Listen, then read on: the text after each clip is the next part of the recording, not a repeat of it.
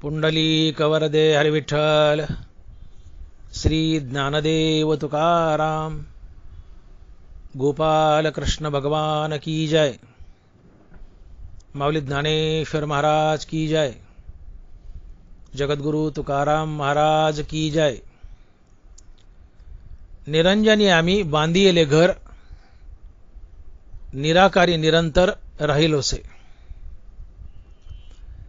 निराभासी पूर्ण झालो समरस, अखंड ऐक्यास पावलो आम्ही। तुका म्हणे आता नाही अहंकार, तुका म्हणे आता नाही अहंकार, झालो तदाकार नित्य शुद्ध। निराभासी पूर्ण झालो समरस, अखंड ऐक्यास पावलो आम्ही। प्रस्तुत कीर्तनरूपी सेवेसाठी निवडलेला अभंग जगद्गुरु श्री संत तुकाराम महाराज यांचा 3 चरणाचा आणि उपदेशपर व भक्तिपर प्रकरणातील अभंग आहे। तुकोबाराय म्हणतात, निरंजनी आम्ही बांधिले घर, निराकारी निरंतर राहिलोसे। निरंजनी आम्ही बांधिले घर, निराकारी निरंतर राहिलोसे।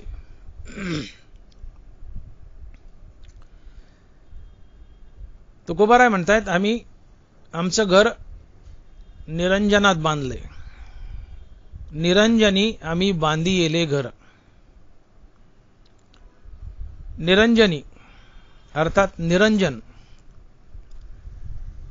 हे निरंजन म्हणजे काय? तर निरंजन म्हणजे मायारहित शुद्ध ब्रह्म। निरंजन म्हणजे मायारहित शुद्ध ब्रह्म। आपल्या मृत्यूलोकात निरंजन या शब्दाचा अर्थ असाही होऊ शकतो, निरंजन म्हणजे एकांत स्थळ, एकांतवास। एकांत स्थळ म्हणजे निरंजन। परंतु अभंगाचा विचार केला तर तुकोबाराय म्हणतात की निरंजनी आम्ही बांधिले घर, तर हे निरंजन म्हणजे मायारहित शुद्ध ब्रह्म। मायारहित शुद्ध ब्रह्म।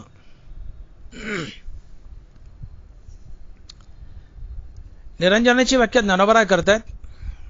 ज्ञानेश्वरीच्या 15व्या अध्यायात माऊली लिहित आहेत, ब्रह्मेशाना परोते वाढणे नाही जीवाते, तेथुनी मग वरोते ब्रह्मचिकी। ब्रह्मेशाना परोते वाढणे नाही जीवाते, तेथुनी मग वरोते ब्रह्मचिकी। हा जीव जो वाढतो तो ब्रह्मलोक आणि कैलास किंवा नुसतं ब्रह्मलोक म्हटलं तरी चालतंय। शब्दप्रयोग असा आहे की ब्रह्मेशाना परोते, ब्रह्म म्हणजे ब्रह्मलोक सत्यलोक, ईशान म्हणजे महादेव। मग जीव जो वाढतो तो ब्रह्मलोकापर्यंत आणि कैलासापर्यंत। परंतु आणखीन मोजका अर्थ घेतला तर जीव जो वाढतो तो ब्रह्मलोकापर्यंत, सत्यलोकापर्यंत असं म्हटलं तरी चालतंय। ब्रह्मेशाना परोते वाढणे नाही जीवाते, तेथुनी मग वरोते ब्रह्मचिकी। जीव वाढतो तो सत्यलोकापर्यंत, ब्रह्मलोकापर्यंत, आणि तिथून वर निखळ शुद्ध ब्रह्म आहे। निखळ शुद्ध ब्रह्म आहे, ज्याला ब्रह्मचैतन्य म्हणतात। आणि अशा शुद्ध ब्रह्मात अर्थात ब्रह्मचैतन्यात आम्ही घर बांधलंय। यालाच तुकोबाराय म्हणतात की निरंजनी आम्ही बांधिले घर। निरंजनी आम्ही बांधिले घर। महाराज म्हणतात मी माझं घर बांधलंय पण निरंजनात, अर्थात ब्रह्मलोक सत्यलोकाच्याही वर, की जिथं निखळ शुद्ध ब्रह्म आहे, ब्रह्मचैतन्य आहे. अशा शुद्ध ब्रह्मात, ब्रह्मचैतन्यात, अर्थात मायारहित चैतन्यात, मायारहित चैतन्यात मी माझं घर बांधलंय. सोप्या भाषेत बोलायचं झालं तर महाराजांना सरळ सांगायचं की मी माझं घर आत्मस्वरूपात बांधलंय. आलो निजाच्या माहेरा, भेटी रखुमाईच्या वरा. सोप्या भाषेत, आलो निजाच्या माहेरा, भेटी रखुमाईच्या वरा. तुकोबाराय सांगू इच्छितात की मी माझं घर बांधलंय, ते निरंजनात बांधलंय. याचा अर्थ मी माझं घर आत्मस्वरूपात बांधलंय, शुद्ध ब्रह्मात बांधलंय, ब्रह्मचैतन्यात बांधलंय. थोडा विचार सागराचा जर विचार केला तर ही चैतन्य एकूण 4 प्रकारची आहेत. कुटस्थ चैतन्य, जीव चैतन्य, ईश्वर चैतन्य आणि ब्रह्मचैतन्य, अशी 4 प्रकारची चैतन्य आहेत. कुटस्थ चैतन्य म्हणजे काय? तर कुटस्थ चैतन्य म्हणजे बुद्धी अधिष्ठान चैतन्य, ते कुटस्थ चैतन्य. जीव चैतन्य म्हणजे काय? तर जीव चैतन्य म्हणजे कुटस्थ चैतन्य अधिक अंतकरण आणि अंतकरणात पडलेलं चैतन्याचं प्रतिबिंब, या 3 गोष्टीला मिळून जीव चैतन्य म्हणतात. ईश्वर चैतन्य, ईश्वर चैतन्य म्हणजे काय? तर ब्रह्मचैतन्य अधिक माया आणि या मायेत चैतन्याचं पडलेलं प्रतिबिंब, या 3 गोष्टीला मिळून ईश्वर चैतन्य म्हणतात. आणि चौथा आहे ब्रह्मचैतन्य. तर ब्रह्मचैतन्य म्हणजे स्थूल, सूक्ष्म, ज्ञात, अज्ञात अशा सर्व पदार्थांच्या आत बाहेर व्यापक सच्चिदानंद एकरूप असं जे परिपूर्ण चैतन्य, ते ब्रह्मचैतन्य. अर्थात मायारहित चैतन्य हेच शुद्ध चैतन्य, हेच ब्रह्मचैतन्य आणि हेच निरंजन. आणि या निरंजनात आम्ही घर बांधलंय. आणि म्हणून तुकोबाराय अभंगाच्या पहिल्या चरणात म्हणतायत की निरंजनी आम्ही बांधिले घर, निरंजनी आम्ही बांधिले घर, निराकारी निरंतर राहिलोसे. निरंजनी आम्ही बांधिले घर, निराकारी निरंतर राहिलोसे. तुकोबाराय म्हणतात मी माझं घर बांधलंय पण इथं तिथं नाहीये, निरंजनात घर बांधलंय. रंजन, जिथं गर्दी ती रंजन, जिथं गर्दी नाहीये एकांत आहे ते निरंजन. जिथं गर्दी आहे ते रंजन, जिथं गर्दी नाही ते निरंजन. निरंजन एकांत स्थळ. मी एकांत स्थळी घर बांधलंय आणि एकांत स्थळ आहे मायारहित शुद्ध ब्रह्म किंवा मायारहित ब्रह्मचैतन्य. अशा मायारहित ब्रह्मचैतन्यात, मायारहित शुद्ध चैतन्यात मी घर बांधलंय. अर्थात ब्रह्मलोकापर्यंत जीव वाढतो, ब्रह्मलोकापासून पलीकडे जीव वाढत नाही. तिथून वर शुद्ध ब्रह्म आहे, निखळ ब्रह्म आहे, ब्रह्मचैतन्य. अशा शुद्ध चैतन्यात, ब्रह्मचैतन्यात मी घर बांधलंय आणि यालाच निरंजन म्हणतायत. आणि महाराज म्हणतायत की निरंजनी आम्ही बांधिले घर. साध्या भाषेत बोलायचं तर निरंजन म्हणजे सच्चिदानंद परमात्मा, मायारहित परमात्मा.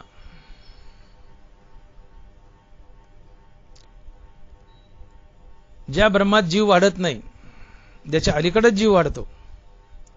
जसं भूलोक, भूवरलोक, स्वर्गलोक, जनोलोक, तपोलोक, महिरलोक, ब्रह्मलोक, तिथून वर जीव वाढत नाही. ब्रह्मलोकापासून वर जीव वाढत नाही. ब्रह्मेशाना परवते वाढणे नाही जीवाते. मग तेथून वरवते ब्रह्मची. तिथून वरचं ब्रह्मलोकापासून वरचं जे ब्रह्म आहे ते शुद्ध ब्रह्म आहे. आणि या शुद्ध ब्रह्मात, या ब्रह्मचैतन्यात मी घर बांधले.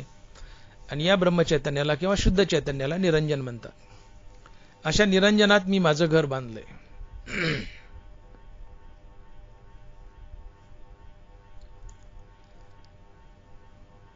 तुम्ही आम्ही घरं बांधतोयत.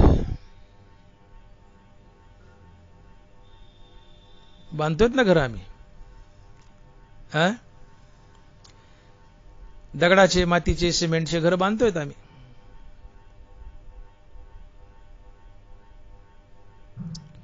काय बरं तुकोबाराला इथं का घर बांधावं असं वाटलं नाही? इथंही माळवदाचं, खांडाचं, लाकडाचं घर तुकोबारा बांधू शकले असते. मग तुकोबाराने लिहिलं असतं, मृत्यूलोकी आम्ही बांधिले घर, निराकारी निरंतर राहिलो असं म्हणू शकले असते. पण तुकोबाराने असं म्हटलंही नाही आणि तुकोबाराला इथं घर बांधावंसही वाटलं नाही. महाराज म्हणतात, निरंजनी आम्ही बांधिले घर, निराकारी निरंतर राहिलोसे. इथं का घर बांधलं नाही तुकोबाराने? कारण तुकोबाराला माहित होतं की तुकोबारा आहे किंवा मृत्यूलोकात येणारा कोणीही मनुष्य इथे 2 दिवसाचा पाहुणा आहे. इथे 2 दिवसाचा पाहुणा आहे. तुकोबाराय सोमुखाने बोलतायत, 2 दिवसाचा पाहुणा चालतो उताना, का रे नारायणा न भजसी. का रे बा तुझं उताना झाले म्हणलेले, तू 2 दिवसाचा पाहुणा या जगात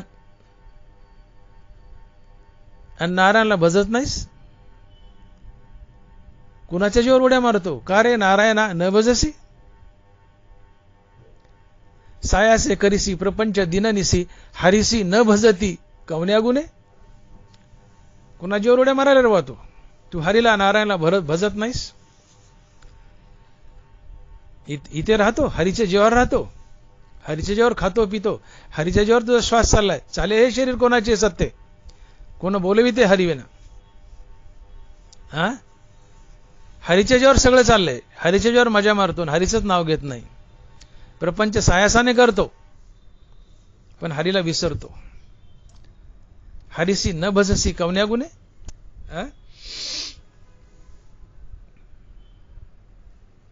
माणसात तू इथं 2 दिवसाचा पाहुणा आहेस. तुकोबाराय आम्हाला पाहुणा म्हणतायत, ज्ञानोबाराय आम्हाला मुसाफिर म्हणतायत. आणि प्रजा जे झाली ते वस्ती की राहिली, का गुरुवे बैसली रुखातळी.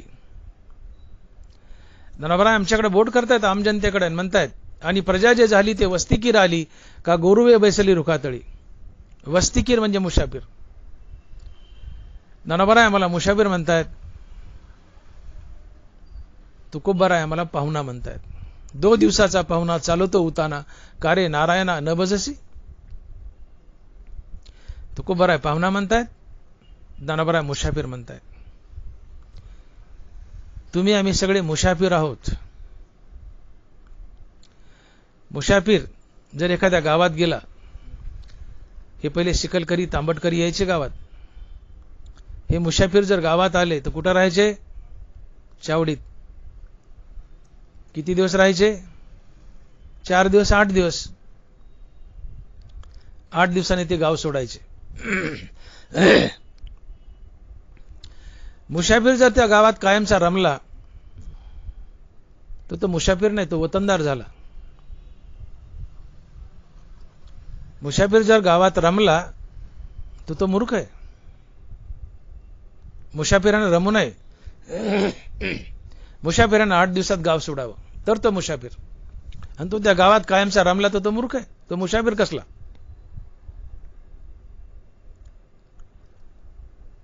मुसाफिर 8 दिवसात गाव सोडतो. मुसाफिर त्या गावात रमत नाही. मग माणसा तूही मुसाफिर आहेस. तू या संसारात का रमतो? एकदा एक साधू एका राजाकडे गेला आणि राजाला म्हणाला, राजेसाहेब, या जगातील प्रत्येक मनुष्य मुसाफिर आहे आणि राजा तूही मुसाफिर आहेस. राजाला राग आला. म्हणले, साधू महाराज काय बोलता? मी आणि मुसाफिर? म्हणले, हो राजेसाहेब, तुम्ही मुसाफिर आहात. म्हणले, कसे? ते म्हणले, मला सांगा, मुसाफिर कुठं राहतो? म्हणले, चावडीत. किती दिवस राहतो? म्हणले, 8 दिवस. राजेसाहेब, तुम्ही कुठे राहता? म्हणले, राजवाड्यात. किती दिवस राहाल? म्हणले, 100 वर्ष, 90 वर्ष, 80 वर्ष. म्हणले, 80 वर्षांना राजवाडा सोडावा लागेल ना? राजा बोलानच. 80 वर्षांनी राजवाडा सोडावा लागेल ना? म्हणले, हो. मग म्हणले, राजा 8 दिवसांनी सोडलं काय आणि 80 वर्षांनी सोडलं काय? ज्याला कधी ना कधी हे जग सोडावंच लागतं. राजा तो मुसाफिरच असतो आणि प्रजा जे झाली ते वस्ती की राली, का गुरुवे बैसली रुखातळी. ज्ञानोबारायांनी आम जनतेकडे बोट केलंय आणि ज्ञानोबाराय म्हणतात की जगातील प्रत्येक माणूस मुसाफिर आहे. मुसाफिर गावात आला तर चावडीत राहतो, 8 दिवस राहतो. 8 दिवसांनी ते गाव सोडतो. मुसाफिर त्या गावात रमत नाही. 8 दिवसांनी गाव सोडतो. मुसाफिर त्या गावात रमत नाही. मग ज्ञानोबाराय म्हणतात, माणसा तूही मुसाफिर आहेस. माणसा तूही मुसाफिर आहेस, मग तू का रमतो संसारात? मुसाफिर त्या गावात रमत नाही, निघून जातो. मुसाफिर त्या गावात रमत नाही. माणसा तू मुसाफिर आहे, तू का रमतो या संसारात? तुलाही निघून जायचंय, हे तू का विसरला? आणि मग ज्ञानोबाराय आम जनतेकडे बोट करतात आणि लिहित आहेत, ते तर निरंतर रमती अविवेकी. एरी ते दुर्मती जे बहुधा असे विकरती, ते तर निरंतर रमती अविवेकी. संसारात जो कायमचा छंदानं रमतो तो मूर्ख असतो, तो अविवेकी असतो. संसारात छंदानं रममान होऊ नका. का तर तुम्ही संसारातले मुसाफिर आहात. मुसाफिरांना रमायचं नसतं. 8 दिवसात आपलं काम करायचं आणि गाव सोडायचं. 8 दिवसानं मुसाफिर गाव सोडतोच. मुसाफिर त्या गावात रमत नाही. मग माणसा तूही मुसाफिर आहेस, तू का रमतो?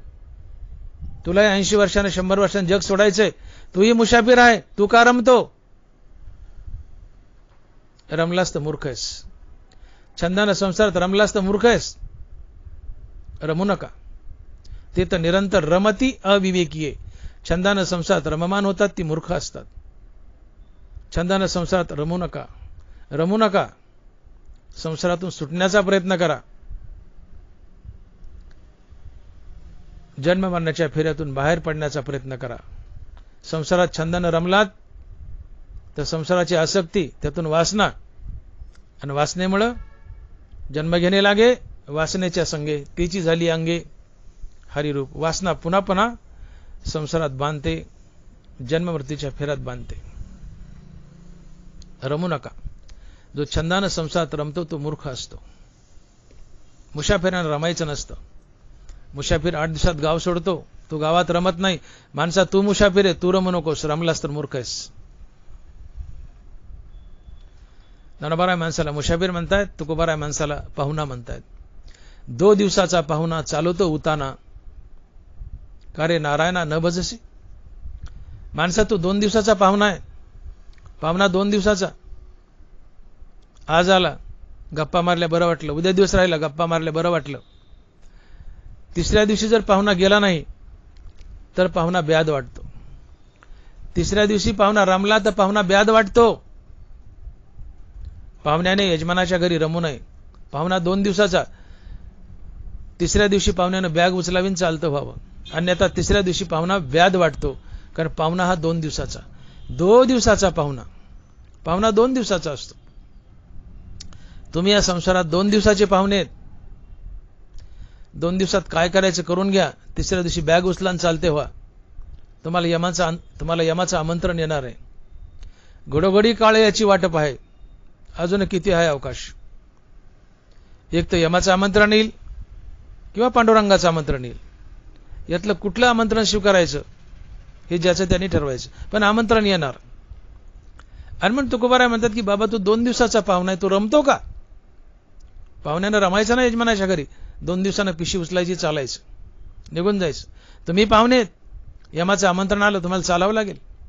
बॅग भरून ठेवा, बसची वाट पहा. बस येईल तेव्हा येईल, पण बॅग भरून ठेवा. आली बस की बसले बसमध्ये निघाले, बॅग भरून ठेवा. यमाचं बोलवून आलं, यमाच्या गाडीत बसायचं, निघायचं.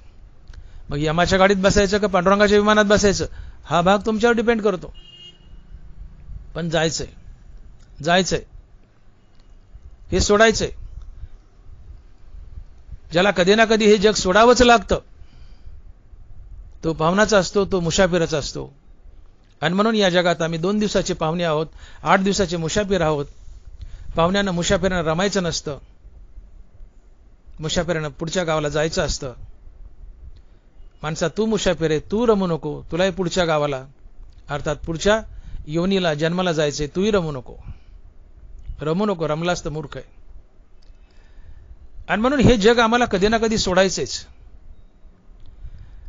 मग जे जग सोडायचंय त्या जगात जर आम्ही घर बांधलं तर ते घर आमच्या सोबत येईल का? नाही येणार. या मृत्यू लोकातून आमच्या सोबत चालतं ते फक्त हरिनाम. आम्ही केलेली बरे वाईट कर्म आणि हरिनाम एवढंच आमच्या सोबत येतं, बाकी काही येत नाही. धन मिळविले कोटी संगे नयरे लंगोटी. धन मिळविले कोटी संगे नयरे लंगोटी. कमराचा करदोडा कापून घेतात, कमराची लंगोटी जळून जाते, सोबत काहीच येत नाही. धन मिळविले कोटी संगे नयरे लंगोटी. कमराची लंगोटी सुद्धा सोबत येत नाही, कमराचा करदोडा कापून घेतात. उघडं यायचंय, उघडं जायचंय. मग काहीच सोबत येत नाही तर घर कसं सोबत येईल? बाकीचं तर हलकं आहे, जरा धन दौलत पैसे हलकेत. पैसा हलका असतो, हलका पैसा येत नाही. वजनाने हलका असलेला पैसा येत नाही. वजनाने जड असलेलं घर, जमीन जायदाद तुमच्यासोबत कशी येईल? इथं पॉश बंगला बांधलाय 5 कोटीचा, पॉश बंगला आहे 5 कोटीचा आहे, सोबत येतो का? नाही, नाही येत. मग हे जग तर सोडायचंय. आणि मग इथं घर बांधलं तर ते घर आमच्या सोबत जर येत नसेल तर इथं घर बांधायचं कशा करता? आणि मग अशा ठिकाणी घर बांधा की जो आमचा कायमचा पत्ता आहे, जिथून आम्हाला कुणी हकलणार नाही, उठ म्हणणार नाही, निघून जा म्हणणार नाही. असा आमचा कायमचा काय पत्ता आहे की ज्या पत्त्यावर जर आम्ही उतरलो तर आम्हाला तिथून कुणी हकलणार नाही, उठ म्हणणार नाही. तिथं आमचं कायमचं वास्तव्य असेल. असा आमचा कायमचा पत्ता कोणता आहे? आणि म्हणून विचार करावा की मी कोण आहे, कुठून आलोय, मला कुठं जायचंय, मी कशा करता आलोय, मला जायचंय ते नेमकं कुठं जायचंय, कोणत्या पत्त्यावर उतरायचंय, माझा कायमचा पत्ता काय आहे.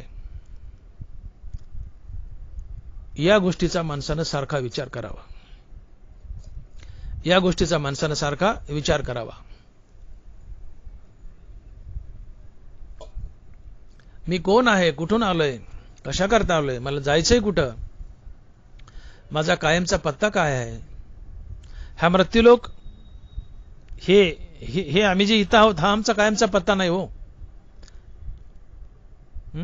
तुम्ही मला जर विचारलं की डॉक्टर भागवत मोठे तुमचा कायमचा पत्ता सांगा, आणि मी जर म्हणलो की डॉक्टर भागवत मोठे, नेत्रतज्ञ, आदर्श नगर, डीपी रोड, बीड, हा माझा कायमचा पत्ता आहे, तर खरोखरच हा माझा कायमचा पत्ता आहे का? आज माझं वय 65 वर्ष आहे, अजून 35 वर्ष दिलं पांडुरंगानं, तर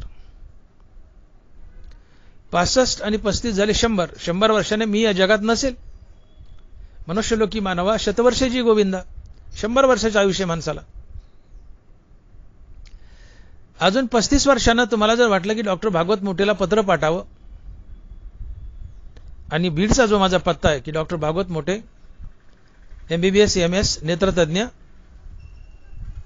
DP रोड, आदर्श नगर, बीड, या पत्त्यावर जर तुम्हाला वाटलं की डॉक्टर मोठेला पत्र पाठावं, तर ते पत्र मला मिळेल का? माझ्या बायका पोराला मिळेल, पण मला मिळेल का? नाही मिळणार. कारण अजून 35 वर्षांनी या जगात मी नसेल, मी 100 गाठलेली असेल.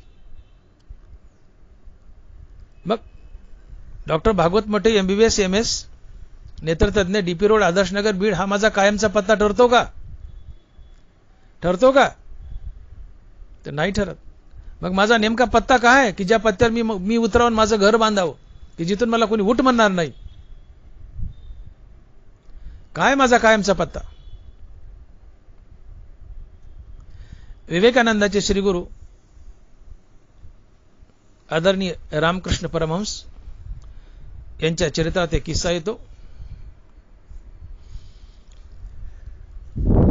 असं म्हणतात की रामकृष्ण परमहंस आणि कलकत्त्याची काली दुर्गा माता दररोज संध्याकाळी एका ताटात जेवायचे.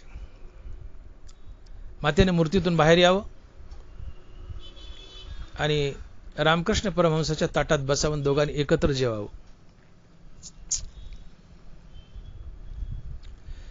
हा रोजचा क्रम. ही वार्ता पूर्ण कलकत्त्यात, पश्चिम बंगालमध्ये पसरली की माता, दुर्गा माता, काली माता मूर्तीतून बाहेर येते आणि रामकृष्ण परमहंसाच्या ताटात रोज संध्याकाळी जेवते. ही वार्ता एका धनिक शेठजीच्या कानावर गेली. शेठजी रामकृष्ण परमहंसाकडे आला आणि म्हणाला, शेठजी म्हणले, महाराज. शेठजी म्हणतो, महाराज, मी असं ऐकलंय की कालीमाता रोज मूर्तीतून बाहेर येते आणि रोज तुमच्या ताटात जेवते, खरं आहे का? रामकृष्ण परमहंस म्हणतात, बरोबर आहे, खरं आहे म्हणले, सत्य आहे म्हणले. म्हणले, असं करा ना, मग एक दिवस मातेला माझ्या घरी पाठवा जेवायला. परमहंस म्हणतात, पाठवतो, त्यात काय अवघड आहे, मला तुझा पत्ता सांग. पाठवतो म्हणले, मला तुझा पत्ता सांग. तो म्हणला, सुभाष रोड, माळीवेस, बीड. आता मला कलकत्त्याचे पत्ते माहित नाहीत, मी बीडचा आहे म्हणून मी बीडचा पत्ता सांगतो. निबून न्या, सुभाष रोड, माळीवेस, बीड. परमहंस म्हणतात, अरे हा तर तुझ्या घरचा पत्ता आहे, तू तुझा पत्ता सांग. म्हणजे oil mill, MIDC, Beed, Shri oil mill वगैरे काही म्हणा, आता Shri oil mill, MIDC, Beed. अरे हा तुझ्या कारखान्याचा पत्ता आहे म्हटले, तू तुझा पत्ता सांग. शेठजी म्हणतात, आता माझा पत्ता कटला, यापुढे मला माझा पत्ता माहित नाहीये. परमहंस म्हणतात, शेठजी जा, घरी जा, ज्या दिवशी तुम्हाला तुमचा पत्ता माहित होईल, तुमचा पत्ता माहित करून घ्या, आणि ज्या दिवशी तुम्हाला तुमचा पत्ता माहित होईल त्या दिवशी भवानी माता स्वतःहून तुमच्या घरी येईल आणि तुमच्या ताटात जेवेल. तिथं माझ्या वसिल्याची गरज लागणार नाही, माझ्या वसिल्याची गरज लागणार नाही. भवानी माता स्वतःहून येईल आणि तुमच्या ताटात जेवेल. फक्त तुम्ही तुमचा कायमचा पत्ता माहित करून घ्या. काय आमचा कायमचा पत्ता? काय आमचा कायमचा पत्ता? मी तो वासुदेव तत्वता, कळो येईल विचारिता.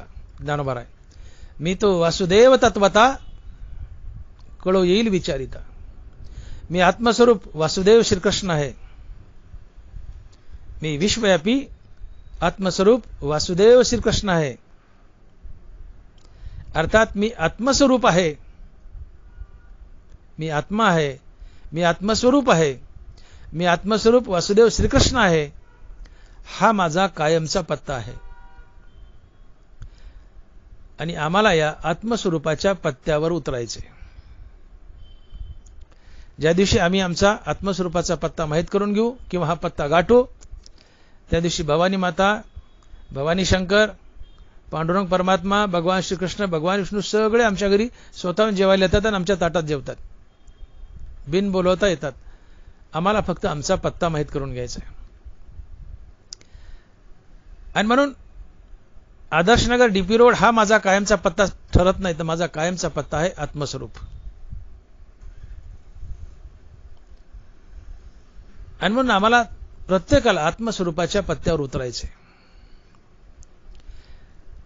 आणि आत्मस्वरूप जर आमचा कायमचा पत्ता असेल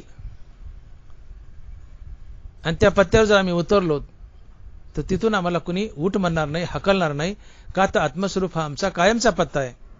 आणि जो आमचा कायमचा पत्ता आहे त्या ठिकाणी आम्हाला घर बांधायचे किंवा त्याच ठिकाणी घर बांधावं. म्हणून आत्मस्वरूप हा आमचा कायमचा पत्ता आहे.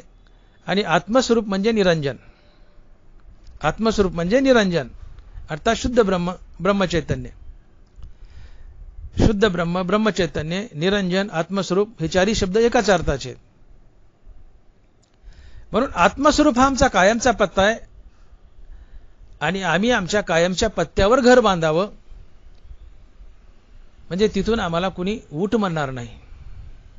तो आमचा कायमचा ॲड्रेस असेल, कायमचा पत्ता असेल. आणि म्हणून आम्हाला आमच्या कायमच्या पत्त्यावर अर्थात आत्मस्वरूपात घर बांधायचे, निरंजनात घर बांधायचे. आणि तुकोबाराय म्हणतात की मी माझं घर आत्मस्वरूपात अर्थात निरंजनात बांधलंय. का? तर हे निरंजन, हे आत्मस्वरूप माझा कायमचा पत्ता आहे. तिथून मला आता कुणी उठ म्हणणार नाही. आणि म्हणून मी माझ्या हक्काच्या जागेवर, मी माझ्या हक्काच्या पत्त्यावर घर बांधलंय. आणि ते माझा हक्काचा पत्ता आणि हक्काची जागा आहे आत्मस्वरूप अर्थात निरंजन.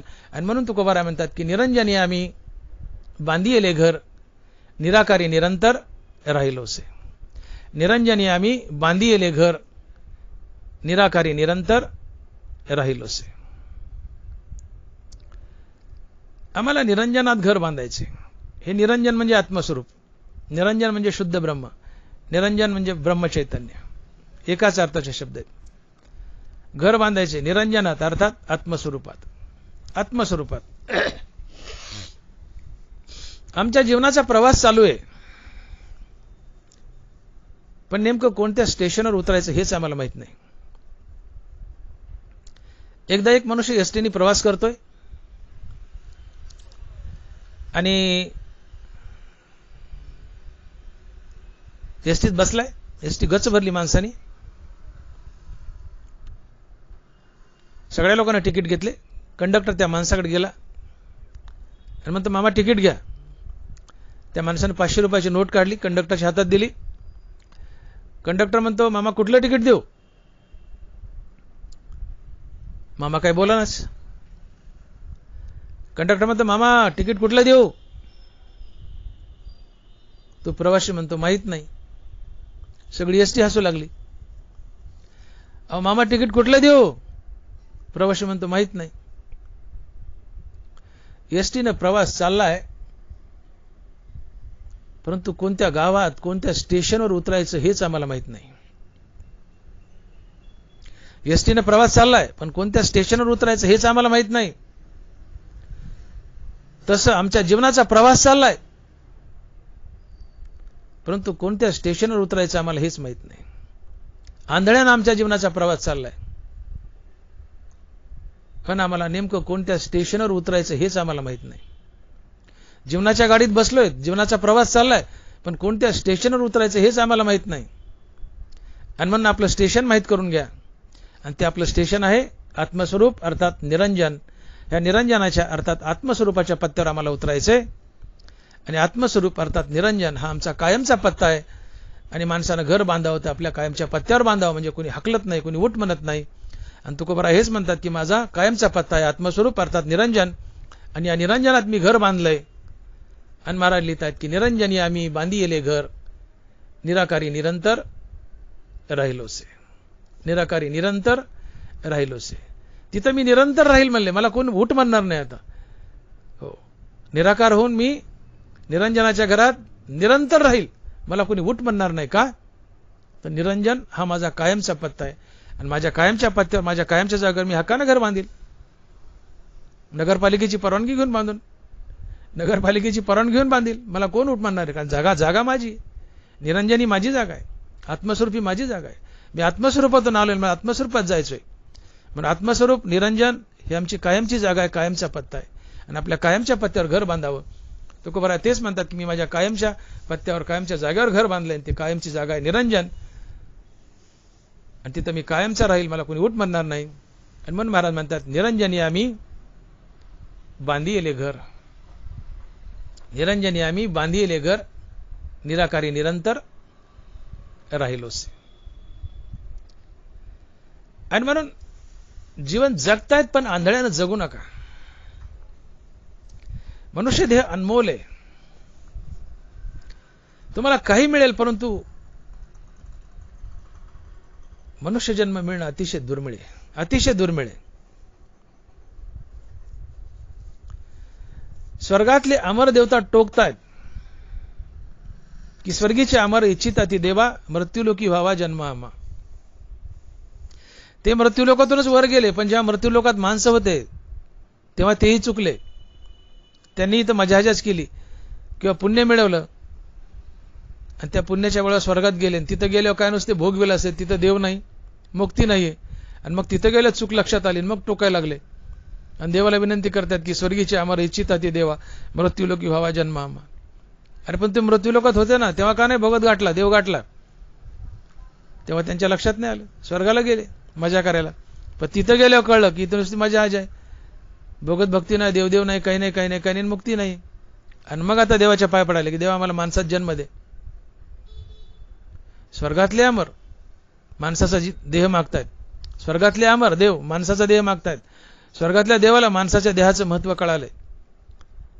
आणि मग आम्ही मनुष्य देहात सध्या आहोत याचं महत्व कळून घ्या. आम्हाला का महत्व कळू नये? ते टोकतायत, टुकटुक माकूड आम्ही खाऊ पापूड, असे टोकतायत ते स्वर्गातले देव, आम्हाला माणसात जन्म मिळावा. पण दुर्मिळ आहे, पण आम्हाला मिळालाय, याचं सोनं करून घ्या, याचं चीज करा. सध्या आम्ही मनुष्य देहात आहोत, याचा फायदा करा. काय करा? तर निरंजनात घर बांधा, इथं मृत्यूलोकात बांधू नका. हे दगडामातीचं घर आमचं नाहीच आहे. आमचं घर कुठं आहे? त्याने वैकुंठ भुवनी घर केले, त्याने वैकुंठ भुवनी घर केले. आम्हाला घर बांधायचंय वैकुंठात किंवा निरंजनात, आत्मस्वरूपात. आणि म्हणून भक्तीला लागा, भक्तीला लागा. निष्काम कर्म करा, निष्काम हरिनाम घ्या, मुक्त व्हाल. निरंजनात घर बांधणं याचा सरळ अर्थ होतो मुक्ती मिळवणं, सायुज्य मोक्षात विलीन होणं, म्हणजेच निरंजनात घर बांधणं. मुक्ती मिळवणं म्हणजेच आत्मस्वरूपात जाणं, मुक्ती मिळवणं म्हणजेच निरंजनात घर बांधणं. तुकोबारांनी निरंजनात घर बांधलंय म्हणजे काय केलंय? आत्मस्वरूपात विलीन झालेत. आत्मस्वरूप हा आमचा कायमचा पत्ता आहे. तुकोबारा आत्मस्वरूपात विलीन झालेत, आत्मस्वरूपात विलीन झाले. आणि म्हणून विनोदानं म्हणतात की मी आता आत्मस्वरूपात घर बांधलंय. तात्पर्य तुकोबारा मुक्त झालेत. आणि म्हणून ते म्हणतायत की मी निरंजनात गेलोय, आत्मस्वरूपात गेलोय, आणि आत्मस्वरूपात मी माझं घर बांधलंय. म्हणून आत्मस्वरूप हा आमचा कायमचा पत्ता ठरतो, निरंजन हा आमचा कायमचा पत्ता ठरतो. या जगात आमचे दोनच पत्ते आहेत, एक तर आत्मस्वरूप अर्थात निरंजन हा एक पत्ता, आणि दुसरा पत्ता आहे स्मशान. कोणत्या पत्त्यावर उतरायचं हे ज्याचं त्यांनी ठरवावं, कोणत्या पत्त्यावर उतरायचं हे ज्याचं त्यांनी ठरवावं. आत्मस्वरूपाच्या पत्त्यावर उतरायचं का स्मशानाच्या?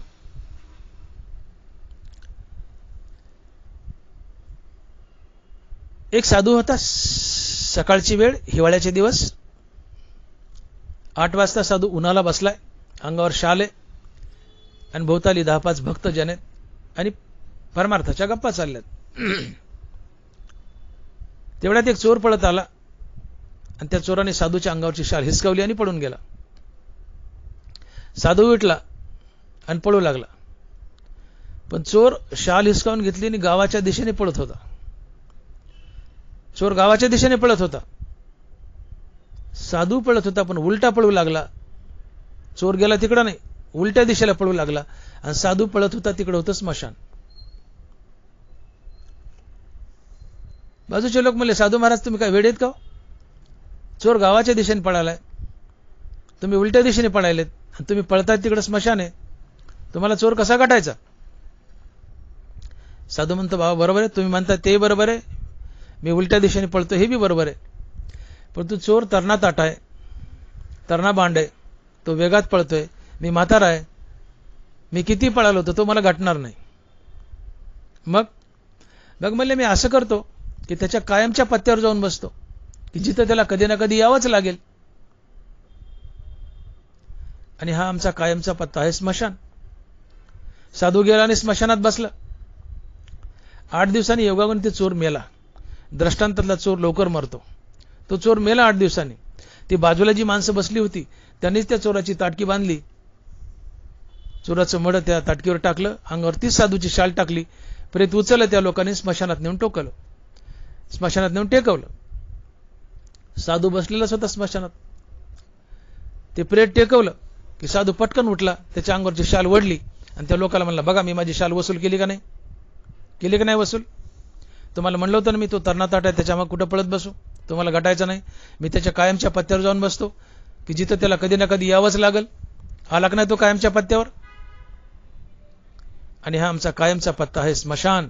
स्मशान समयासी सादर व्हावे, शेवटी एकटेची जाऊनी स्मशानी राहावे, एकटेची जाऊनी स्मशानी राहावे. तुम्हाला जर आत्मस्वरूपाचा पत्ता गाठता आला नाही, तुम्हाला जर निरंजनाचा पत्ता गाठता आला नाही, तर तुमचा पत्ता ठरतो स्मशान. स्मशान तुम्हाला पुन्हा पुन्हा स्मशानात जावं लागतं आणि एकट्याला राहावं लागतं. एकटेची जाऊनी स्मशानी राहावे, एकट्याला राहावं लागतं. तिथं बायको सोबत येत नाही, पोरं बाळ गणगोत कोणी येत नाही. नवरा मेलाय, नवऱ्याची अंत्ययात्रा निघालीये, बायको उमऱ्यापर्यंत, बायकांनी स्मशानात जायचं नसतं. बायको उमऱ्यापर्यंत, तिथूनच see off, tata, bye bye, फिर मिलेंगे. जर वडाला 7 फेऱ्या मारल्या असल्या तर असं म्हणतात, नवरा 7 जन्म मिळतो वड पूजला तर. बायको उमऱ्यापर्यंत, मुलं बाळ स्मशानापर्यंत, गणगोत स्मशानापर्यंत, तिथून माघारी मुलं बाळ, देह चितेपर्यंत, तोही चितेत जळतो. एकटा जीव पुढच्या प्रवासाला निघतो, त्याची संगती आत्मा करतो, म्हणून तो जीवात्मा. आणि हा आत्मा आहे पांडुरंग, आणि तो आहे पंढरपुरात उभा. बायको उमऱ्यापासून माघारी गेली, मुलं बाळ स्मशानातून माघारी गेले, देह चितेत जळाला. या सगळ्यांनी आपली संगती सोडली. मग जे सोडतात ते आमचे मित्र कसे असतील? एकटा जीव पुढच्या प्रवासाला निघलाय आणि या जीवाची संगती केली ती आत्म्यानी. आत्मा आहे पांडुरंग, आणि म्हणून प्रेमच करायचं तर पांडुरंगावर करा, आत्म्यावर करा, मुलाबाळावर बायका पोरावर नाही. आणि मग ज्ञानवारा लिहितायत की निरुपचारा प्रेमा विषय होय जो विरत्तमा, दुजे नव्हे की आत्मा ऐसेची जाणावे. निरुपचारा प्रेमा विषय होय जो विरत्तमा, दुजे नव्हे की आत्मा ऐसेची जाणावे. या जगात निरुपचारिक प्रेम करण्याचा एक आणि एकच विषय आहे, आणि तो आहे आत्मा, अर्थात पांडुरंग. कारण सगळ्यांनी तुमची संगती सोडली. जीव पुढच्या प्रवासाला निघाला तर त्याची संगती फक्त आत्म्याने अर्थात पांडुरंगानं केली. म्हणजे पांडुरंगानं तुम्हाला सोडलं नाही, मेल्यावर सुद्धा पांडुरंग तुमच्या सोबत चालतोय. मग जो आमची संगती सोडत नाही तो आमचा खरा मित्र. ज्यांनी आम्हाला सोडलं ते आमचे मित्र कसे असतील? आणि म्हणून आमचा खरा वैरी जर कोण असेल तर आमची संपत्ती आणि जायजात, आमची संपत्ती, जायजात आणि बायका मुलं. कारण या बायका मुलाची आसक्ती, संपत्तीची आसक्ती हीच आम्हाला पुन्हा पुन्हा जन्ममरणाच्या फेऱ्यात बांधते. बायका मुलाच्या आसक्तीमुळं, संपत्तीच्या आसक्तीमुळं आम्ही पुन्हा पुन्हा जन्ममरणाच्या फेऱ्यात अडकतो, संसार बंधनात अडकतो. मग ज्यांच्यामुळे आम्ही संसार बंधनात अडकतो, ज्यांच्यामुळे आम्ही संसार बंधनात अडकतो ते आमचे मित्र का शत्रू? शत्रूच. जिवंतपणे शत्रू, मेल्यावर शत्रू. जिवंतपणे त्यांच्या आसक्तीमुळे संसारात अडकलो, मेल्यावर ते स्मशानातून सोडून गेले. पण आमचं कुणीच नाही, एक मात्र आहे, तो पांडुरंग आहे. कारण बाकी सगळे आम्हाला सोडून गेले स्मशानातून. आमची संगती केली ती आत्म्यानी. आत्मा आहे पांडुरंग, तो आहे पंढरपुरात उभा. म्हणून प्रेमच करायचं तर पांडुरंगावर करा. फक्त पांडुरंगच प्रेमाचा विषय ठरतो, बाकी कुणी नाही. आणि म्हणून आपला पत्ता माहित करून घ्या.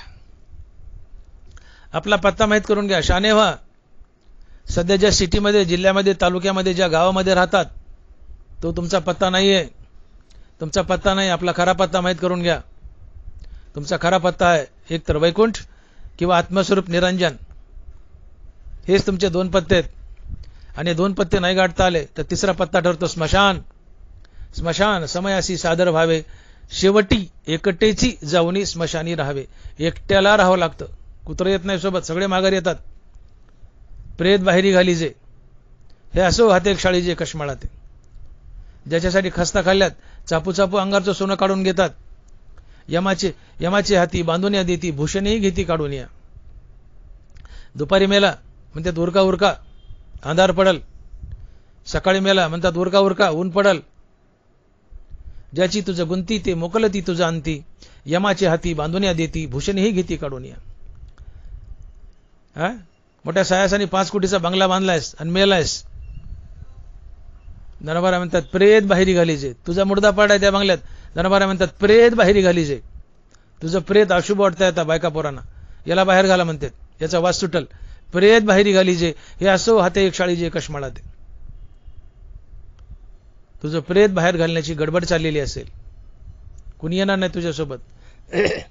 पण यातून सुट. तू मुसाफिर आहेस, पाहुणा आहे, सुट. 2 दिवसाचा पाहुणा आहे, सुट इथून. इथं घर बांधू नको. बांधलेस तर निरंजनात बांध, आत्मस्वरूपात बांध. तो तुझा कायमचा पत्ता आहे. तिथून तुला कोणी उठ म्हणणार नाही, कोणी न्यायला येणार नाही, कोणी येम येणार नाही, कोणी येणार नाही. तिथं तू राजा असेल, तू देव असेल, तू स्वतः मालक असेल, तू ब्रह्मांडाचा धनी असेल. का तू नराचा नारायण झालाय, आत्मस्वरूपात गेला, निरंजनात गेला म्हणजे नराचा नारायण झाला. तुला कोण उठ म्हणणार आहे? नारायण सगळ्या विश्वाचा राजा आहे. तू नारायण झालायस, तुला कोण उठ म्हणेल? आणि मग शहाणा हो, आपला पत्ता माहीत करून घे. एक मनुष्य 5 कोटीचं घर बांधलं एका गावात आणि काही दिवस राहिला आणि मरण पावला. योगायोगाने त्याच गावात त्याला पुन्हा दुसरा जन्म मिळाला, माणसाचाच. त्याच गावात जिथं 5 कोटीचा बंगला बांधलाय, काही दिवसांनी मेला आणि त्याच गावात पुन्हा जन्म मिळाला मुलाचा. आता लहानाचा मोठा झाला, ते 5वीला गेला. दुसऱ्या जन्मात 5वीला गेला. शाळा सुटली, शाळेतून घरी चालला, वाटाने जाताना लई पाऊस आला, रापा रापा रापा. त्याची जी मागच्या जन्मातली बिल्डिंग होती 5 कोटीची, हे 5 वर्ष पोरग, 10 वर्ष पोरग 5वीला गेले, 10-11 वर्षाचं. त्या मागच्या जन्मातली जी बिल्डिंग आहे 5 कोटी, त्याच्या जिन्यात जाऊन उभा राहिला, पाऊस लागायला म्हणून. जिन्यात पाऊस लागायला म्हणून त्याचं मागच्या जन्मातलं पोरग आलं, म्हणलं ए गाबड्या कोणाचा आहे तो, निघेतून. बघा, त्यांनीच 5 कोटीचा बंगला बांधलाय. त्यांनी 5 कोटीचा बंगला बांधलाय मागच्या जन्मात. पुढच्या जन्मात 5वीला गेलाय, त्याच बंगल्यात जिन्याखाली उभा राहिलाय. त्याचं पोरग म्हणतं येते म्हणजे, ए गाबड्या कोणाचा आहे तो, निघेतून. तुमची अवलाद तुम्हाला पुढच्या जन्मात मध्ये, ए गाबड्या कोणाचा आहे तू, निघेतून. घर तुमच्या सोबत आलं, घर तुमचं राहिलं. मागच्या जन्मात बांधले ना तुम्ही 5 कोटीचं. मागच्या जन्मात 5 कोटीचं घर बांधले, पण या जन्मात त्या घराच्या जिन्यात उभा राहायची तुमची, त्या घराच्या जिन्यात उभा राहायला तुम्हाला परवानगी नाहीये. मग हे घर तुमचं आहे का? मग इथं घर बांधता कशाला? हेच तुकोबाराय सांगतात की तुम्ही इथं घर बांधता कशाला, ही घरं तुमची नाहीतच. हे घर तर सोडा, फुटकी कवडी सोबत येत नाही. अहो, रावणाची घरं का कमी होती का? तांब्यान पितळाची सोडा, शुद्ध सोन्याची 7 कोटी घरं होती. 7 कोटी शुद्ध कांचनाची, 7 कोटी सोन्याची घरं. तुका म्हणे ज्याची संपदा एवढी, तुका म्हणे ज्याची संपदा एवढी, सांगा ते कवडी गेली नाही. 7 कोटी घरं सोन्याची, पण सोबत फुटकी कवडी गेली नाही. मग रावणाची 7 कोटी घरं, एकही घर सोबत गेलं नाही. त्याचे सोन्याचे 7 कोटी एकही गेले नाही. आमचं जाईल का मग? आमचे धडानगोडाचे सिमेंटचे, उन्हाळ्यात गरम, हिवाळ्यात गार, एसी शिवाय झोप येत नाही. हे घर आमच्या सोबत येईल का? नाही येणार. मग हे घर आमचं नाहीच रे बाबा, किंवा इथं घर बांधूच नका. इथं तुम्ही पाहुणे आहेत, इथं मुसाफिर आहेत, इथं रमूच नका. इथं कशा करता आला ते जाणून घ्या. मनुष्य देहाचा हाची स्वार्थ, साधावया 4था पुरुषार्थ. मनुष्य देहाचा हाची स्वार्थ, साधावया 4था पुरुषार्थ. तू इथं आलायस रे बाबा, कशा करता आलाय? मृत्यूलोकात 84 लक्ष येऊन आहेत, त्या सगळ्या भोगासाठी आहेत. मनुष्यवनी भोगासाठी नाही, मनुष्यवनी त्यागासाठी आहे. मनुष्यवनी बाकीच्या येवनी पडल्या ना खायला प्यायला चरायला. मनुष्यवनी तर तुम्ही खात पित राहिले चरत राहिले, तर कुत्र्या मांजरात डुकरात तुमच्यात काय फरक आहे? ते चरतायत, तुम्ही चरतायत. एकदा देवाने विचारले का माणसाला, अरे तुला एवढा सुंदर नरदेह दिला, मी याचं तू काय चीज केलंय? त्या माणसाने आधी आपल्या पोटाला हात लावला आणि म्हणला, देवा मी माझं पोट भरलं. अरे म्हणले, पोट तर कुत्रा मांजरे भरतात, तू त्यांच्यापेक्षा काय वेगळं केलं? मग म्हणतो, देवा मुलंबाळ पैदा केली. अरे म्हणले, मुलंबाळ तर डुकरं पैदा करतात, तू काय वेगळं केलं? मग म्हणतो, देवा मी घर बांधलं. देव म्हणतात, घर तर चिमण्या बांधतात, तू काय त्यांच्यापेक्षा वेगळं केलं? तुला एवढी मी बुद्धी दिली,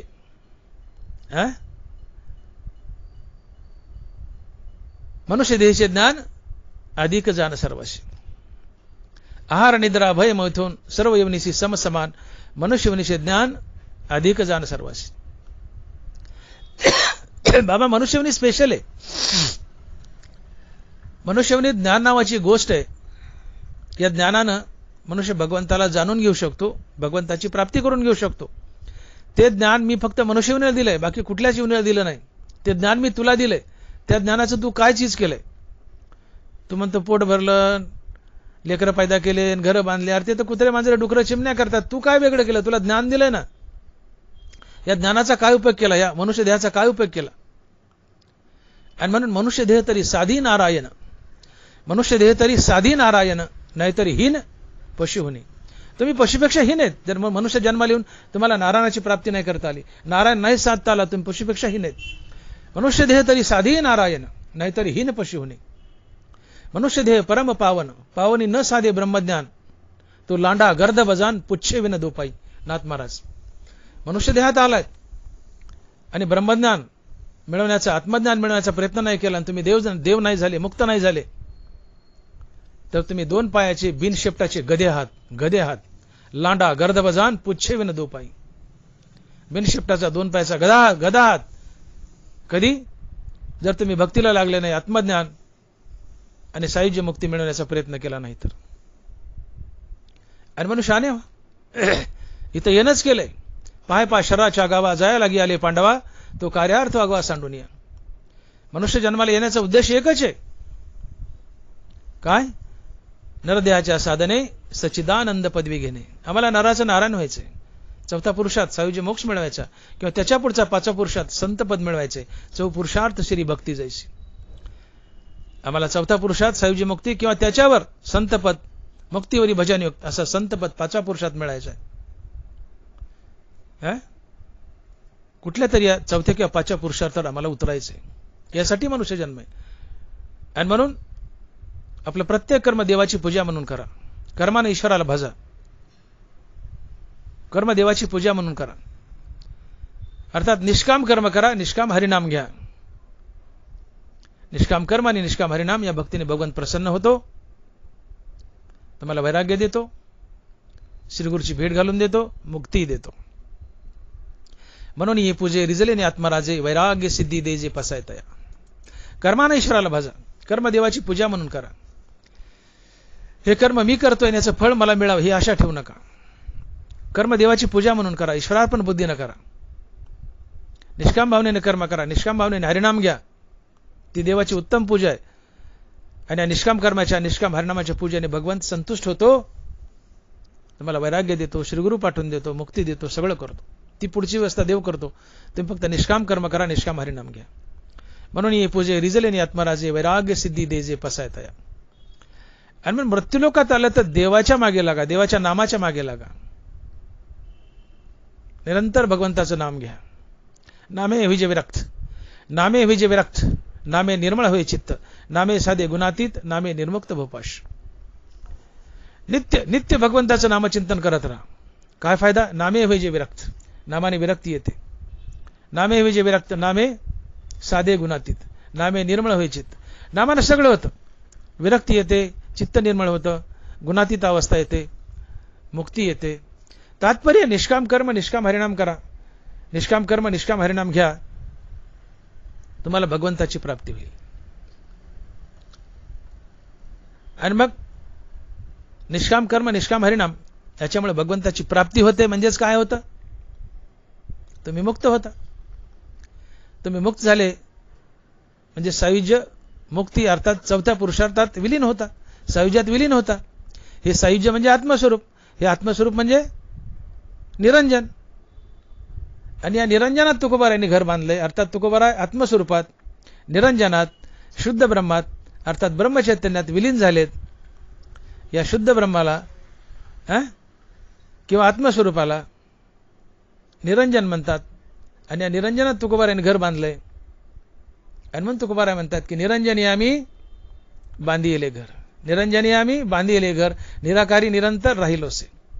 या निरंजनात या आत्मस्वरूपात मी घर बांधले आणि या निरंजनाच्या घरात मी राहतोय. ज्याला दारं नाहीत, खिडक्या नाहीत, काही नाही, उघडं घर आहे.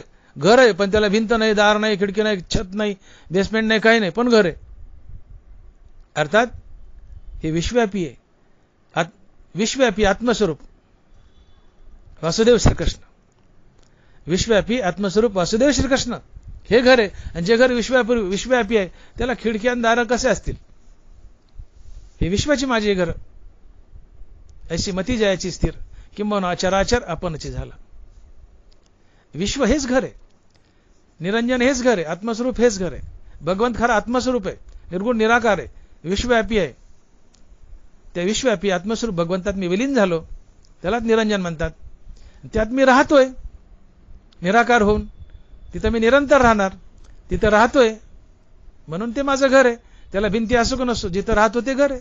निरंजनी आम्ही बांधिले घर, निराकारी निरंतर राहिलोस. आणि मग अशा निरंजनाच्या घरात निराकार होऊन मी निरंतर राहील किंवा राहतोय. आणि त्यामुळं मला आता संसाराचा कुठलाही आभास होत नाही. हे अभंगाच्या दुसऱ्या चरणात महाराज लिहित आहेत की निराभासी पूर्ण झालो समरस, निराभासी पूर्ण झालो समरस, अखंड ऐक्यास पावलो आम्ही. मी निर्गुण निराकार झालोय, मी सायुज्यात विलीन झालोय, निरंजनात विलीन झालोय. म्हणून मला आता कुठल्याही प्रकारचा आभास होत नाही. मी निराभास झालोय, मला आभास होत नाही. आभास होणं म्हणजे काय? आभास भास होणं, आभास भास एकच. आभास होणं किंवा भास होणं म्हणजे जगत सत्य आहे. मी देह आणि देहरूपाने माझं. आभास किंवा भास म्हणजे जगत सत्य आहे, मी देह आणि देह संबंधाने माझं. हा आभास आहे किंवा भास आहे, हाच अहंकार आहे, हेच अज्ञान आहे, हीच माया आहे. पण मी आता निरंजनात गेलोय म्हणून मला कुठल्याही प्रकारचा आभास होत नाही. आता जगत सत्य वाटत नाही, जगत मिथ्या वाटतंय. मी देह नसून मी आत्मा वाटतोय किंवा आत्मा झालोय. माझा आभास गेलाय, मी निराभास झालोय. निराभास झालोय म्हणजे काय? जगत मिथ्या आहे, मी देह नसून मी आत्मा आहे अशा बोधावर आरूढ झालोय. म्हणून मी आता या निरंजनाच्या घरात राहतोय आणि निराभासी राहतोय. मला कुठलाही आभास होत नाही जगत सत्य असल्याचा. मला जो भास होतोय तो जगत मिथ्या असल्याचा होतोय. निराभासी पूर्ण झालो समरस, अखंड ऐक्यास पावलो जगी. मला आता आभास होत नाही कशाचा? जगत सत्य असल्याचा. मला भास होतो तो कशाचा? जगत मिथ्या असल्याचा आणि मी आत्मा असल्याचा. भास होतो पण कशाचा? मी आत्मा असल्याचा. आणि अखंड ऐक्यास पावलोय मी. देवासोबत कधी ऐक्य होतं? तुम्ही देवहून देवापुढे उभे राहा. नरवारा लिहित आहेत, सुवर्णमणी सोनिया का कल्लोळ जैसे पानिया, तैसे मज धनंजया शरण येतो. सुवर्णमणी सोनिया का कल्लोळ जैसे पानिया, तैसे मज धनंजया शरण येतो. देवाला शरण जायचंय, देव होऊन जावं. पाण्याला शरण जायचे, पाणी होऊन जावं. तुम्हाला पाण्याला शरण जायचंय आणि तुम्ही तेल होऊन गेले, जमल का? नाही, तेल पाण्यावर तरंगेल. पाण्याला शरण जायचे, पाणी होऊन जा, पाण्यात मिसळाल. देवाला शरण जायचे, देव होऊन जा, देवात मिसळाल. मी देवहून देवाला शरण गेलोय, देव झालोय आणि देवात मिसळलोय. आणि म्हणून अखंड ऐक्यास पावलो आम्ही. माझं देवासोबत ऐक्य झाले का? तर मी देवहून देवाला शरण गेलोय. आणि मग देवाला शरण जाणं म्हणजे देवहून देवापुढे उभं राहणं, हे देवाला शरण जाणं आहे. देवहून देवापुढे उभं राहा, तुम्ही देवाशी ऐक्य पावाल आणि हा सायुज्य मोक्ष असतो. आणि मग ज्ञानोबा आम्हाला फटकारे मारतायत की मजही शरण रिगीजे आणि जीवित वेशी असिजे, धिग्ग या बोली न लजे प्रज्ञा केवी. मला शरण निघालास पण विकारांनी बुजबुज झाले, जीवरूपात आहेस, विकार तुझ्यासोबत आहेत नाना प्रकारचे, आणि मला शरण निघालास विकार घेऊन, माझ्यात कसं मिसळता येईल? तुझ्या बुद्धीला काही लाज वाटत नाही म्हणले. जीवित वेशी असिजे मजही शरण रिगीजे, धिग्ग या बोली न लजे प्रज्ञा केवी. तुझ्या बुद्धीला लाज वाटत नाही का म्हणले? जीवरूपात आहेस, नाना प्रकारचे विकार तुझ्यात आहेस, आणि मला शरण निघालास, कसं माझ्यात मिसळता येईल? मग निरंतर हरिनामानं हे विकार टाक, काम क्रोध अहंकार हे विकार टाक, देव हो, देवहून देव पुढे उभा राहा, आणि मग देवात मिसळता येईल, देवाशी ऐक्य पावशील, देवाशी समरस होशील. आणि म्हणून सुवर्णमणी सोनिया का कल्लोळ जैसे पानिया, तैसे मज धनंजया शरण येतो. विकार टाका, देव बना, देव बनून देव पुढे उभा राहा. सोनं सोन्याला शरण जावं, पाणी होऊन पाण्याला शरण जावं, पाण्यात मिसळता येतं. देव होऊन देवाला शरण जावं, देवात मिसळता येतं. तुकोबारा हेच म्हणतात, मी देव होऊन देवाला शरण गेलोय, आणि म्हणून मी देवाशी पूर्ण ऐक्य पावलंय. आणि देवाशी ऐक्य पावणं म्हणजे आत्मस्वरूपात विलीन होणं, निरंजनात विलीन होणं. आणि या आत्मस्वरूपात निरंजनात मी घर बांधले, तिथं आता आनंदानं राहतोय, कायमचा राहतोय, निरंतर राहतोय. मी कायमचा आत्मसुखी झालोय.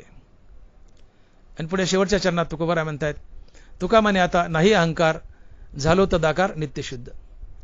तुका म्हणे आता नाही अहंकार, झालो तदाकार नित्यशुद्ध. तुकोबारांत हे सगळं का घडलं? मला निरंजनात घर बांधता का आलं? अर्थात आत्मस्वरूपात विलीन का होता आलं? मी देव का झालो?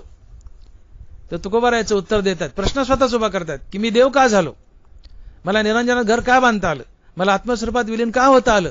त्याचं उत्तर तुकोबारा देतात. महाराज म्हणतात, तुका म्हणे आता नाही अहंकार, माझा अहंकार गेला म्हणून मला निरंजनात घर बांधता आलं, अर्थात आत्मस्वरूपात विलीन होता आलं. आणि म्हणून तुकोबारा म्हणतात की अहंकार गेला, तुका म्हणे देव झाला, अहंकार गेला, तुका म्हणे देव झाला. मग मृत्यूलोकात आलात तर निरंतर रामनाम घ्या ना, रामनामाने अहंकार मरतो. तुकोबाराय आत्मस्वरूपात विलीन झालेत, त्यांनी निरंजनात घर बांधलंय. कशाच्या बळावर? ते म्हणतात माझा अहंकार गेलाय म्हणून मी आत्मस्वरूपात विलीन झालोय, निरंजनात मला घर बांधता आलं. अहंकार गेल्यामुळे निरंजनात घर बांधलंय. अहंकार जातो कशाने? तर रामनामाने. मग तुम्ही आम्ही निरंतर रामनाम घ्या ना. राम म्हणता काम क्रोधाचे दहन, होय अभिमान देशोधडी. रामनामानं अभिमान देशोधडीला पळून जातो, कामक्रोध जळून जातात. तुम्ही निर्विकार होता, विकार टाकले, विकाररहित व्हा, देवापुढे उभा राहा, देवात मिसळता येतं. सुवर्णमणी सोनिया का कल्लोळ जैसे पानिया, तैसे मज धनंजया शरण येतो. तुम्हाला माहिती आहे का मनुष्याचं शरीर अपवित्र का आहे? तुकोबाराय बोलतात, शरीर दुःखाचे कोठार, शरीर रोगाचे भांडार, शरीर दुर्गंधीची थार, नाही अपवित्र शरीरायसे. शरीर दुःखाचं कोठार आहे, शरीर रोगाचं भांडार आहे, शरीर दुर्गंधीची थार आहे. शरीराला 9 छिद्र आहेत, डोळ्यात चिपडे आहेत, नाकात शेंबडे, तोंडात थुका आहे, कानात वॅक्स आहे, खाली मल आहे, मूत्र आहे, मध्ये रक्त वाहत आहे, मांस आहे, हाड आहे, पोटात मैला आहे. तर शरीरात असलेल्या हाडामुळं, मांसामुळं किंवा रक्तामुळं शरीर अपवित्र नाहीये. शरीर अपवित्र आहे ते शरीरात असलेल्या अहंकारामुळं. शरीर दुःखाचे कोठार, शरीर रोगाचे भांडार, शरीर दुर्गंधीची थार, नाही अपवित्र शरीरायसे. या मनुष्याच्या शरीरासारखं अपवित्र दुसरं काहीच नाहीये.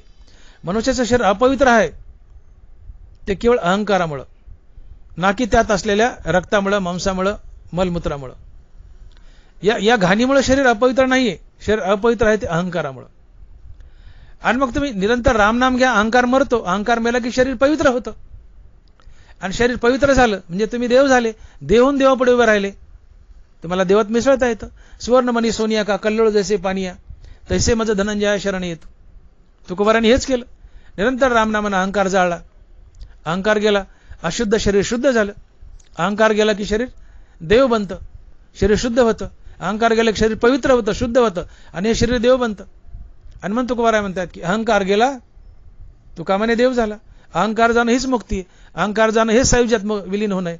आणि महाराज तेच म्हणतात मी निरंजनात घर बांधलंय, निरंजनात घर बांधलंय, आत्मस्वरूपात विलीन झालो. तर कशाच्या बळावर? एकच कारण, माझा अहंकार गेलाय. तात्पर्य रामनामाने अहंकार मरतो. अहंकार मेला की तुम्ही मुक्त होता. मुक्त झाले म्हणजे निरंजनात घर बांधलं, सायुज्यात विलीन झाले, आत्मस्वरूपात विलीन झाले. आणि मग मोक्षाची व्याख्या बघा तुम्ही, या तिन्ही महासंतांनी मोक्षाची व्याख्या काय केली. तुकोबाराय बोलले अहंकार गेला, तुका म्हणे देव झाला. नाथ महाराज देहांतेचे दृढपण, त्याची बद्धतेचे लक्षण, देहांतेचे निरसन, मुक्तता जाण नावतया. निरसन म्हणजे जाणे, देहांतेचे निरसन, मुक्तता जाण नावतया. देह अहंता जाणे, देह अहंकार जाणे हीच मुक्ती आहे. तुकोबाराय तेच म्हणतात, अहंकार गेला तुका म्हणे देव झाला. नाथ महाराज हेच म्हणतात, देहांतेचे निरसन, मुक्तता जाण नावतया. अहंकार जाणं हीच मुक्ती आहे. दानवराय हेच म्हणतात, तसे मनपण मुद्दल जाये मग अहंभावाधिक के आहे, म्हणून शरीरेची ब्रह्म होय अनुभव येतो. मनपण मुद्दल जाये मग अहंभावाधिक के आहे. मनच मुद्दल मेले तर मनात वास करणारा अहंकार कशाला राहील म्हणले. आता एखादी गरोदर बाई मेली तर तिच्या पोटात असलेला गर्भ आपाप मरतो, तिला वेगळं मारायची गरज नाही. कळतंय का? गरोदरबाई मेली की तिच्याबरोबर तिच्या गर्भात असलेला गर्भ आपाप मरतो, त्याला वेगळं मारायची गरज नाही. तसं मन मेलं की मनात वास करणारा अहंकार आपाप मरतो, त्याला वेगळं मारायची गरज नाही. दानवरा तेच म्हणतात, मन पण मुद्दल जाय मग अहंभावाधिक की आहे, म्हणून शरीराची ब्रह्म होय अनुभवितो.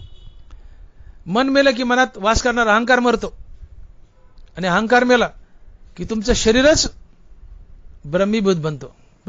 हे हाडामाचं शरीर या घाणीसहित ब्रह्मीभूत बनतं. तसे मन पण मुद्दल जाय मग अहंभावाधिक की आहे, म्हणून शरीराची ब्रह्म होय अनुभव येतो.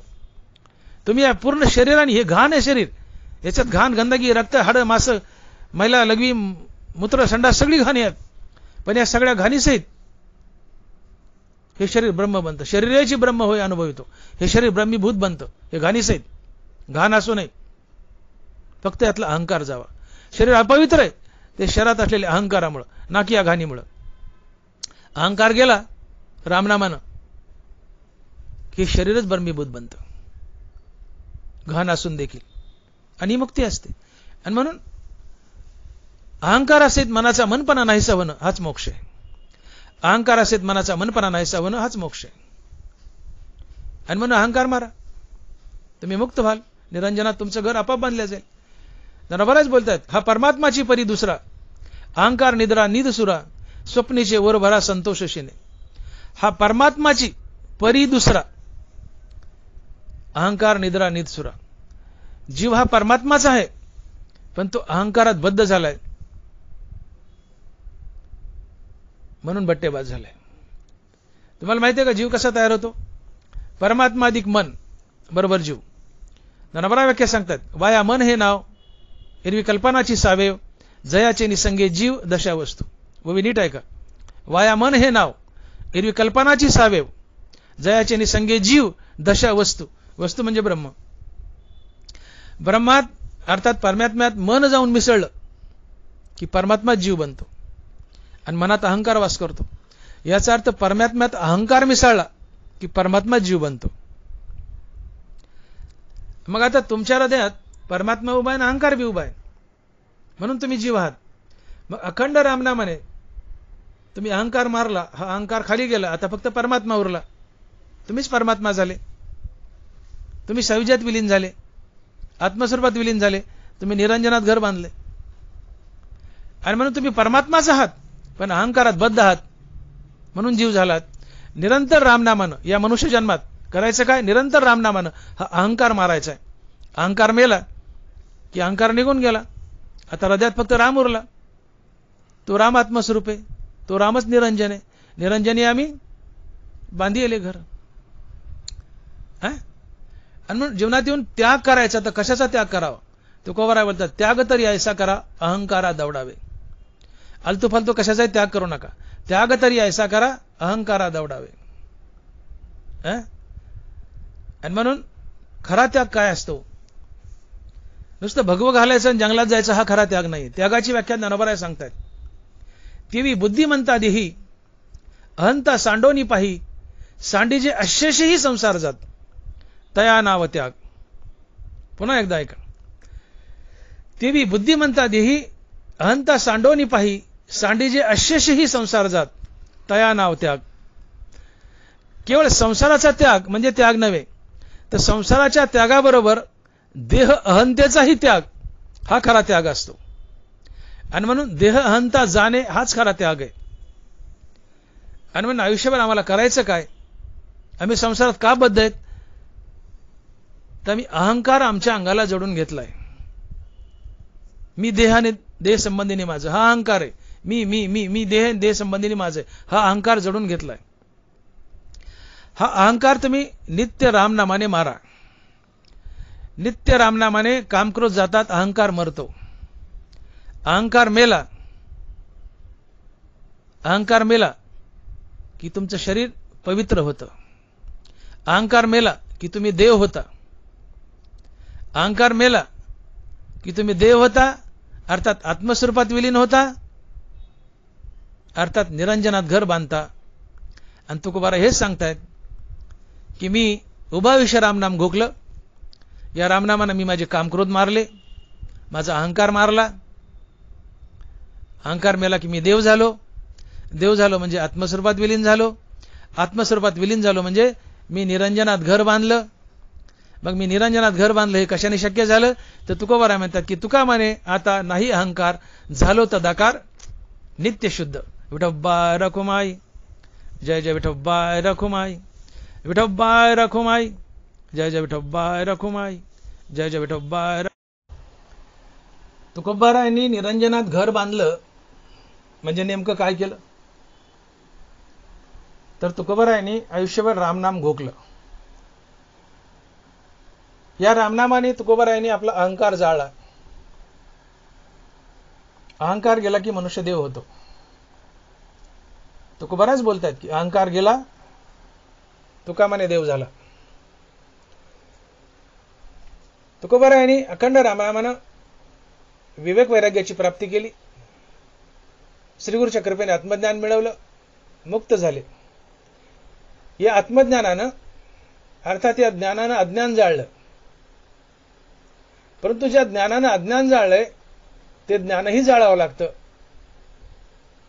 आणि मी आत्मज्ञानी आहे हे विसरावं लागतं. निखळ ब्रह्म व्हावं लागतं. ही संत अवस्था असते. ह्याला ज्ञानोबा म्हणतात की ऐसी जळो सरली या माया, ते तर जाळीते तेही जळे. ऐसी जळो सरली या माया, ते तर जाळीते तेही जळे. तुकोबारांनी ज्ञानाने अज्ञान जाळलं, पण ज्या ज्ञानाने अज्ञान जाळलं ते ज्ञानही जाळायचं. मी ज्ञानी आहे विसरायचं, निखळ ब्रह्म व्हायचं. ही संत अवस्था असते आणि या अवस्थेला म्हणतात निरंजनी आम्ही बांधी येले घर. निरंजनी आम्ही बांधी येले घर. अज्ञान जसा एक मळ आहे तसं मी आत्मज्ञानी आहे असं समजणं हा सुद्धा एक मळच आहे.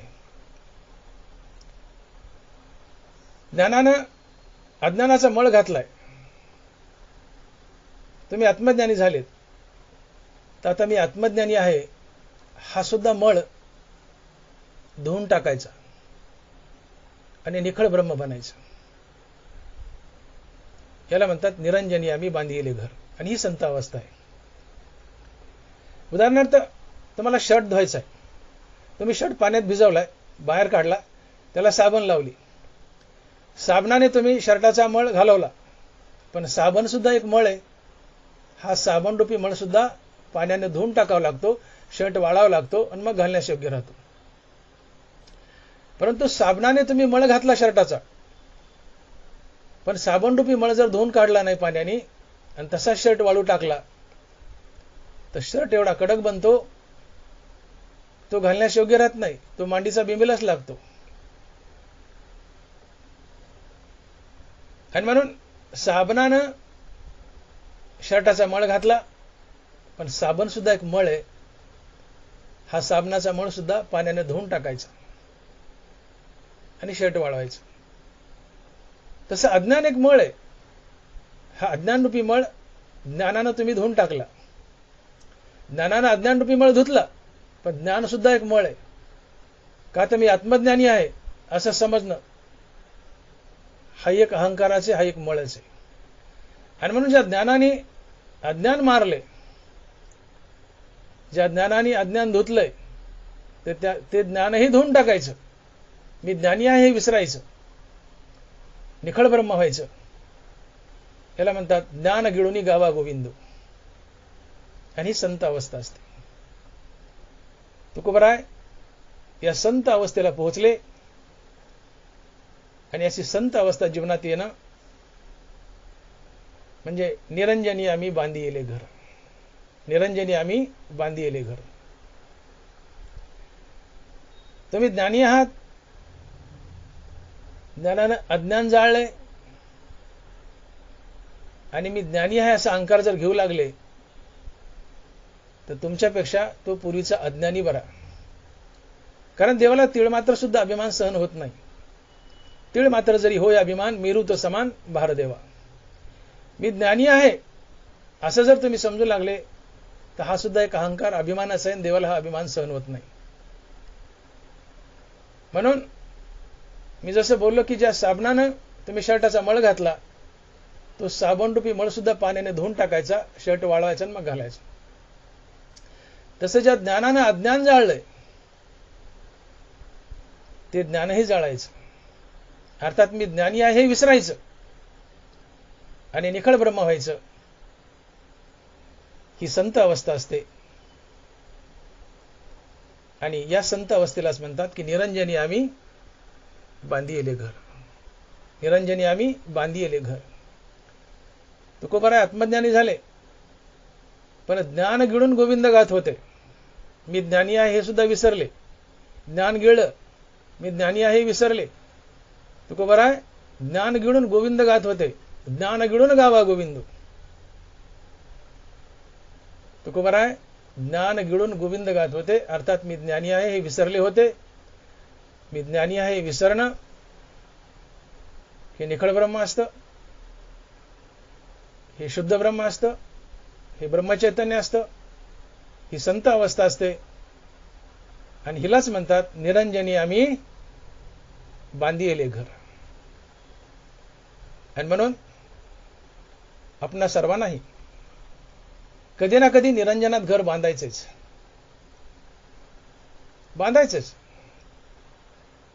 कारण तुम्ही आम्ही अनंत काळापासून या सृष्टीचक्रात जन्ममरणाच्या फेऱ्यात फिरत आहोत. जोपर्यंत मुक्ती नाही तोपर्यंत पाठीमागे लागलेला जन्ममरणाचा फेरा संपत नाही. आणि म्हणून ही संधी आमच्यासाठी, ही सुवर्ण संधी. आम्ही मनुष्य रूपात सध्या आहोत.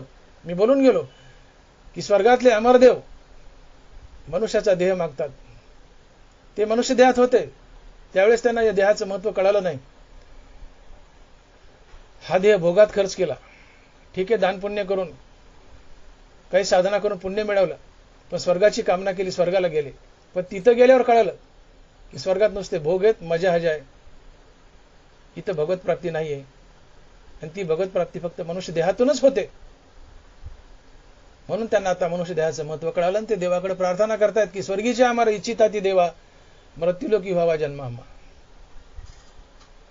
स्वर्गातले अमरदेव मनुष्य देहाची कामना करतायत. सध्या आम्ही मनुष्य देहात आहोत याचं महत्व समजून घ्या आणि म्हणून भक्तीला लागा. मनुष्य देह नुसता भोगात, खाण्यापिण्यात, मजा करण्यात खर्च करू नका. निष्काम कर्म करा, निष्काम हरिनाम घ्या. तुमच्या जीवनात विवेक वैराग्य येईल. श्रीगुरूच्या कृपेने तुम्हाला आत्मज्ञान होईल. तुमचा अहंकार जाईल. श्रीगुरूच्या कृपेने तुम्हाला आत्मज्ञान होईल. तुम्ही मुक्त व्हाल. तुम्ही ज्ञानी झाले की ज्ञानानं अज्ञान जाळाल. ज्या ज्ञानानं अज्ञान जाळले शेवटी ते ज्ञानही जाळून टाकायचं आणि मी आत्मज्ञानी आहे हे विसरायचं. हे निखळ ब्रह्म असतं, शुद्ध ब्रह्म असतं, हे ब्रह्मचैतन्य असतं. आणि यालाच म्हणतात निरंजनी घर बांधणं. आणि म्हणून तुकोबाराय म्हणतात की मी हे सगळं प्राप्त केलंय. आणि म्हणून महाराज म्हणतात की निरंजनी आम्ही बांधी येले घर. निरंजनी आम्ही बांधी येले घर. ज्ञानेश्वर माऊली, ज्ञानराज माऊली तुकाराम. ज्ञानेश्वर माऊली, ज्ञानराज माऊली तुकाराम. जय विठ्ठल, जय जय विठ्ठल. बोली लिले कुरे वेडी वाकुडी उत्तरे. करा क्षमा अपराध महाराज तुम्ही सिद्ध. नाही विचारिला अधिकार मी आपुला. करा क्षमा अपराध महाराज तुम्ही सिद्ध. तुका म्हणे ज्ञानेश्वरा राखा पाया पै किंकरा. करा क्षमा अपराध महाराज तुम्ही सिद्ध. ज्ञानदेव तुकाराम, ज्ञानदेव तुकाराम, तुकाराम तुकाराम तुकाराम तुकाराम. पुंडलिक वरदे हर विठ्ठल श्री ज्ञानदेव तुकाराम. गोपाल कृष्ण भगवान की जय. माऊली ज्ञानेश्वर महाराज की जय. जगद्गुरु तुकाराम महाराज की जय. विठ्ठल विठ्ठल विठ्ठल विठ्ठल विठ्ठल विठ्ठल विठ्ठल.